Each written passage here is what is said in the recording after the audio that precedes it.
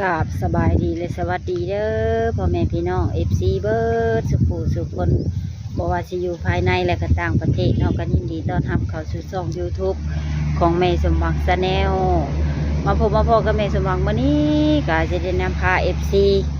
มาหาสาวโสดหน้าใหม่เนาะทุกคนโดยถึงเพิ่นก็เปิดใจเป็นครั้งแรกนี่แหละเนาะทุกคนเพิ่นก็ได้ทักหาก็เลยมาถ่ายเพิ่นทุกคนเลยโดยก็ฝากกดไลค์กดแชร์กดติดตามให้ช่องแม่สมหวังชาแนลในเด้อทุกคนเด้อเพื่อเป็นกำลังใจในการเฮ็ดคลิปต่อไปเนาะทุกคนโดยแล้วก็ต้องกราบขอบคุณ FC ทุกท่านที่เข้ามากดเบิ่งกดชมแต่ต้นจนจบคลิปเนาะทุกคนก็ขอให้ FC ทุกท่านจงอยู่ดีมีแรงสุขภาพร่างกายแข็งแรงเนาะการเงินการงานราบรื่นเด้อเนาะ FC ที่น่ารักโดยสาธุก็ทางว่า FC ท่านใดต้องการอยากปรึกษาหรือว่าอยากทักหาหรือว่าอยากได้ช่องทางติดต่อสาวโสดคนใดก็ทักไลน์อยู่ในหน้าปกคลิปมาได้เนาะทุกคนยินดีให้คำปรึกษาเนาะโดยก็โอเคเพื่อบ่เป็นการซักซ่าเสียเวลาเฮาก็ไปพบไปพ่อไปโอ้ไปลมกับสาวโสดเพิ่นพร้อมๆกันเลยโดยสบายดี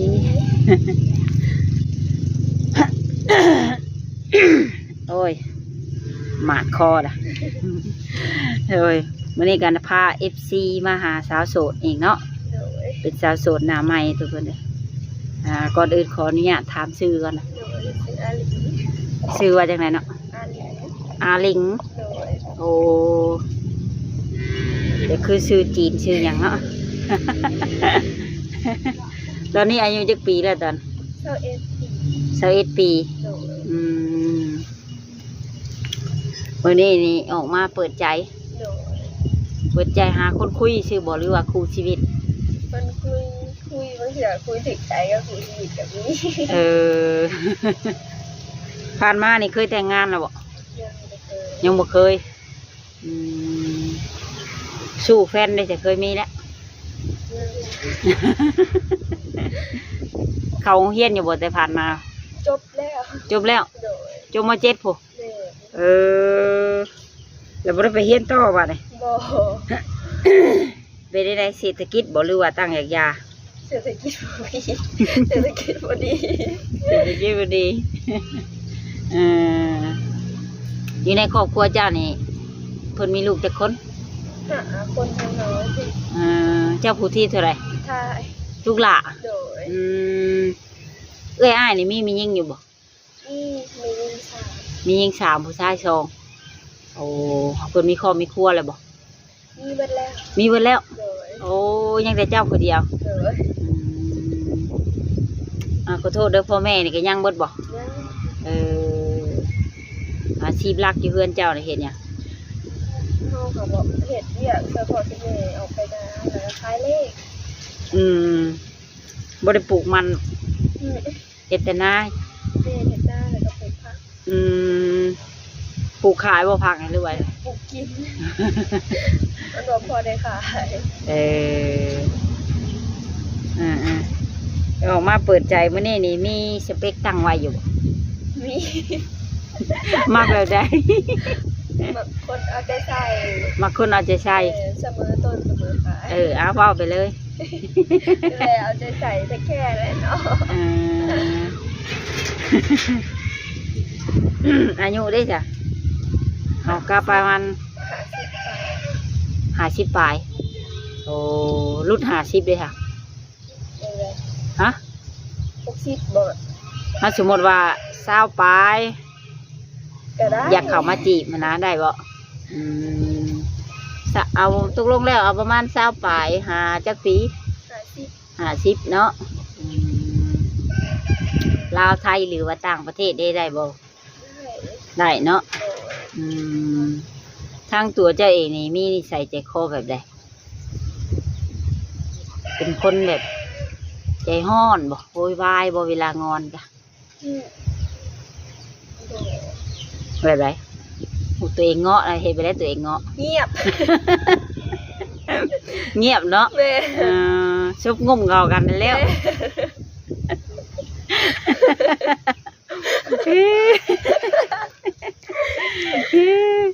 มื้อใดเพิ่นเงียบแม่นเพิ่น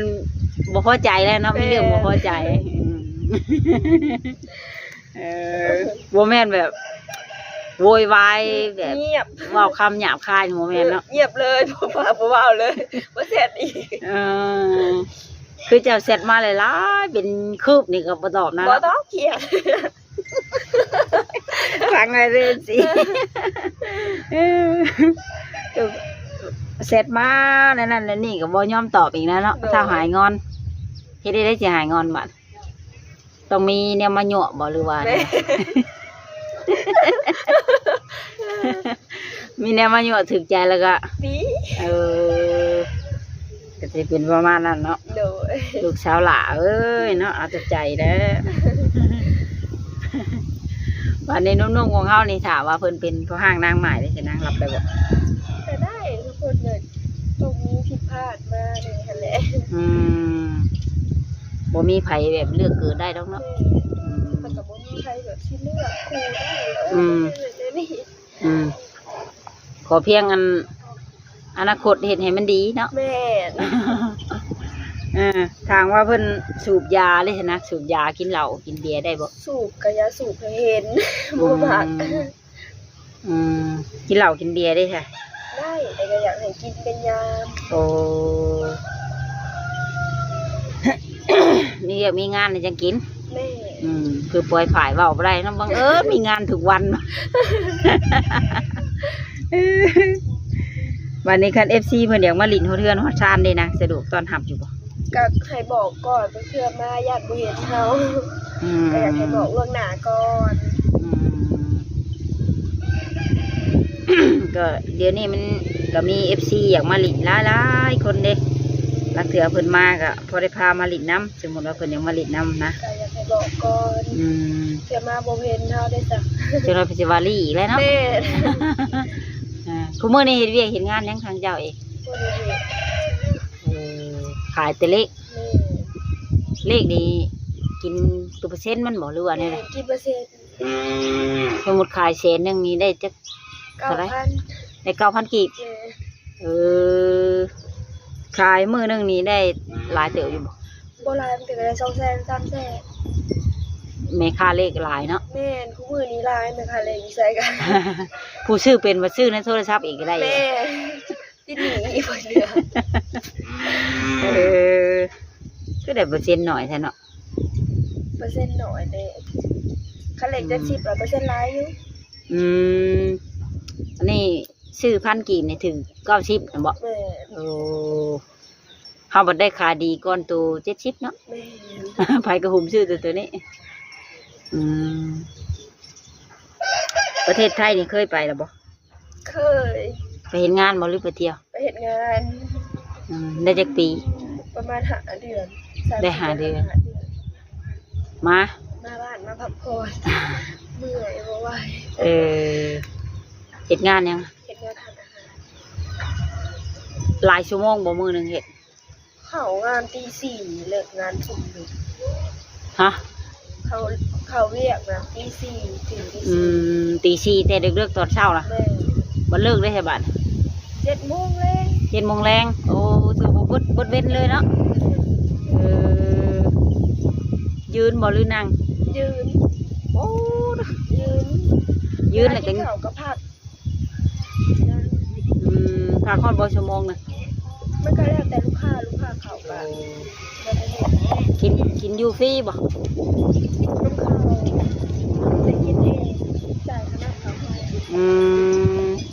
ได้เดือนเท่าไร ได้เดือน9,000 ได้เดือน9,000 โดย ได้หาเดือนแล้วกลับมาบ้าน แม่นบ่ไหว อันกินอยู่ในห้างนี่ฮะอยากกินได้บ่ บ่ได้ บ่ได้ แม่นเห็นมันก็ให้ เอ เอาบ่ได้กินน้ำเขา อ เด้เขากินเอง ขั้นคงเรือลูกค้านี่กินได้บ่ แล้วแต่เพิ่นสิเอาให้กิน เออว่าแล้วก็สุดแล้วแต่เพิ่น โดย โอ้หลังจากมาแล้วก็ยังบ่ได้กลับไปอีกเลย ร้านสงกรานต์ หลังสงกรานต์สิไปใหม่อีก โดย อยู่ยาวแล้วบัดเนาะบ่ได้เห็นหน้าแล้วเนาะ ข้างเบิ่งที่เกิดกับบริษัทเห็ดนาอยู่นาที่เกิดกับไป คู่มือนี่ยังจะคนอยู่เฮือนน้ำพ่อแม่นี่ 2 คน ยังเจ้า โดด กับเอื้อยเอ แม่ อ ที่กับเขา ผัวเพิ่นได้จ้ะ เรายังบ่ได้เอาผัว อื ยังเฮาม 2 คน ขายังบุขาด2 คน แม่ ก็โทษด้วยว่าหยอก โด เลย 2 คนยังขายังบุขาดเนาะ พอแล้วไถนาบ่ แม่นพ่อ ปั๊มรถไถอะเนาะ เอ พ่อ อ เอื้อย หลายเติบบ่นาล่ะ หลายเติบ ได้จักสอบปีหนึง 80 90สอบ อ๋อตะหูดับตาใหม่เลยดำ แม่ เนาะ ดำเองบ่หรือจ้าง ดำเอง ดำเอง ดำกับเขาเอื้อย อืมทางว่าเขามีสามีนี่สิให้สามีมาอยู่พี่บ่หรือสิไปอยู่บ้านน้ำสามี ได้เบิด ได้เบิด ส่วนหลายอยากไปอยู่น้ำเขา โอ้ก็ได้แล้วแต่สะดวก เอาแต่อันแรกแต่2 คนเฮาคุยกัน แม่ อืมคันคุยแบบ ถือ ว่าถูกใจกันหรือว่าไปอยู่ทางใดก็ได้ แม่ แล้วแต่ตกลงกันเนาะ โดย ถือว่าอยู่ทางใดก็ได้ทุกคนเลยคุยกันนี่โดนใช้เวลาโดนเติบบ่จังสิพร้อมสละโสด กระเดือนหนึ่งเวลาเดือนหนึ่ง จักประมาณเดือนหนึงเนาะ แม่ คือในตัวเจ้าตอนนี้นี่พร้อมสละโสดอยู่แล้ว โอ้บ่แม่นว่าอยากเปิดใจมาคุยเล่น โดย ๆคือเพิ่นพร้อมสละโสดอยู่แล้วทุกคนเลยแต่อยากใช้เวลาดูใจก่อนจักเดือนหนึงเนาะ โดย อ่าคันว่ามี FC เพิ่นนัดให้ไปหาลิ้นไปลิ้นอยู่เทียวมุกนี่ไปได้บ่ ได้อยากไปได้บ่เคยไป เออ ก็มีได้ FC บางท่านก็ทักเข้ามาเนาะแม่สมหวังเอ้ยว่าพาสาวคนนั้นเพิ่นก็ซื้อดอก มาลิ้นอยู่มุกแน่ประมาณนี้นะมากินอาหารทะเลทะเลไปสินะถือไปได้บ่ โดย ไปได้เนาะก็ได้มีเงินจ้างรถให้เนาะ แม่ อ่ะ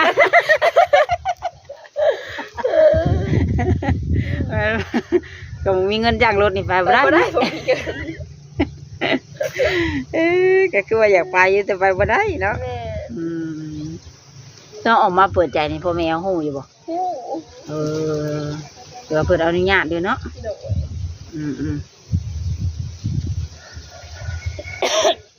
แต่ว่าหนุ่มๆเพิ่นนี่เป็นผู้ห้างนางหมายก็รับได้ ได้คนเข้ามาเนาะมันจะต้องมีผิดพลาดไป ผู้บางคนก็มี แล้วอย่าเหตุกับเก่า บ่อยากให้เฮาเอาเป็ดได้เป็นไม่ห้างอีกเนาะ แม่ญาติ อยากหลีกเลี่ยงอยู่บ่เจ้าก็ หลีกเป็นห้างอยู่อ่ะ อืม ยังหลีกยุคันหลีกได้ คันเว้าได้เนาะ แม่ คันเว้าบ่ได้ก็จำเป็นเนาะ แม่ อ่าผ่านมานี่เคยคบอยู่บ่คนมีอายุหลาย เคย เออ เคยล่มบางเถื่อค่ะล่มแบบบางเถื่อล่มส่วนแล้วเขาบอกนี่อยากไปเลยโอ้โหใช่ บ่ฮู้เหตุผลเพิ่นเลย ทางเจ้าเองมีช่องทางติดต่อทางใดไหน ไล่ ทางไลน์ทางเบอร์โทรก็ได้ โดย เพราะว่าต่างประเทศอันนี้ก็เพิ่นก็สะดวกใช้เบอร์โทรเด้ โดย เบอร์ WhatsApp นั่นแหละโทรเอาว่าบางเฮ็ดงานหลายได้บ่คอยได้ลิ้นเพิ่นว่า ก็บ่ฮู้นะเพิ่น โดย บ่ฮู้ว่าเพิ่นลอยเมียเพิ่นมาโทรบ่ได้ก็บ่ฮู้ เออ ที่คบกับคนมีอายุผ่านว่าน่ะเป็นได้คือเลิกกันเพิ่นเงียบไปเลยบ่ เป็นเงียบเลย บ่แม่นบ่อันแบบเพิ่นรักลูกรักเมียมาเนาะ โอ้โห แต่เมียเพิ่นจับได้แล้วเงียบไปเลยเพิ่นจะ โอ้โห อืม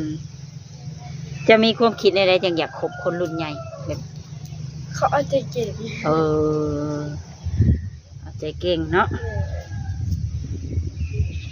แบบคันวัยรุ่นบัด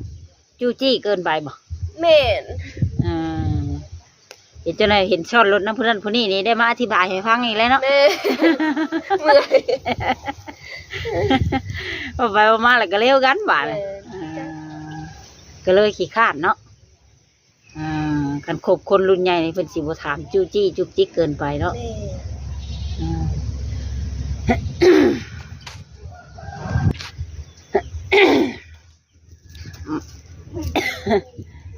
่ ลูกน้อยมักคนรุ่นใหญ่ติ โดย ก็จะบ่จูจี้จุกจิกเกินไป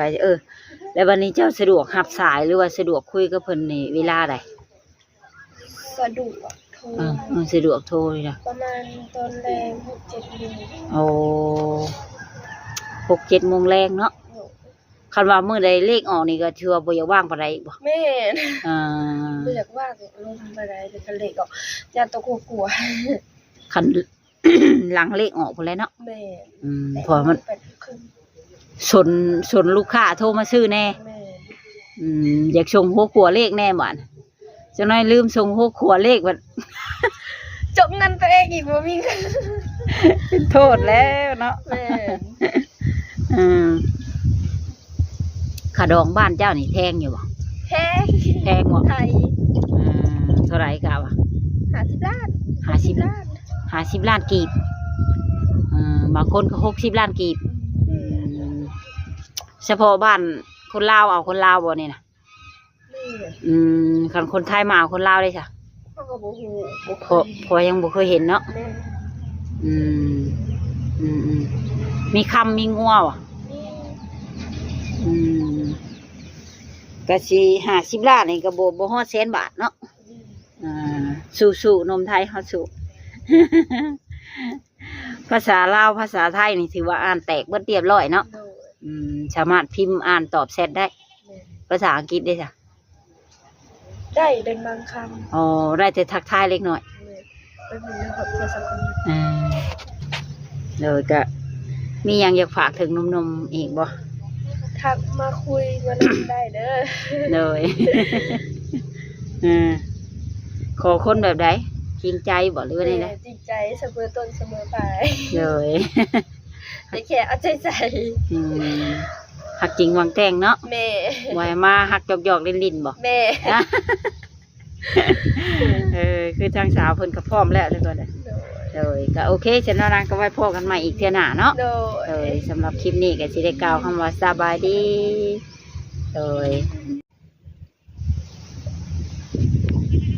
กราบสบายดีและสวัสดีเด้อพ่อแม่พี่น้อง FC เบิร์ดสุขสุขคนบ่ว่าสิอยู่ภายในและก็ต่างประเทศเนาะก็ยินดีต้อนรับเข้าสู่ช่อง YouTube ของแม่สมหวังชาแนลมาพบมาพอกับแม่สมหวังมื้อนี้ก็จะได้นำพา FC มาหาสาวโสดหน้าใหม่เนาะทุกคนโดยถึงเพิ่นก็เปิดใจเป็นครั้งแรกนี่แหละเนาะทุกคนเพิ่นก็ได้ทักหาก็เลยมาถ่ายเพิ่นทุกคนเลยโดยก็ฝากกดไลค์กดแชร์กดติดตามให้ช่องแม่สมหวังชาแนลนี่เด้อทุกคนเด้อเพื่อเป็นกำลังใจในการเฮ็ดคลิปต่อไปเนาะทุกคนโดยแล้วก็ต้องกราบขอบคุณ FC ทุกท่านที่เข้ามากดเบิ่งกดชมแต่ต้นจนจบคลิปเนาะทุกคนก็ขอให้ FC ทุกท่านจงอยู่ดีมีแรงสุขภาพร่างกายแข็งแรงเนาะการเงินการงานราบรื่นเด้อเนาะ FC ที่น่ารักโดยสาธุก็ทางว่า FC ท่านใดต้องการอยากปรึกษาหรือว่าอยากทักหาหรือว่าอยากได้ช่องทางติดต่อสาวโสดคนใดก็ทักไลน์อยู่ในหน้าปกคลิปมาได้เนาะทุกคนยินดีให้คำปรึกษาเนาะโดยก็โอเคเพื่อบ่เป็นการซักซ่าเสียเวลาเฮาก็ไปพบไปพ่อไปโอ้ไปลมกับสาวโสดเพิ่นพร้อมๆกันเลย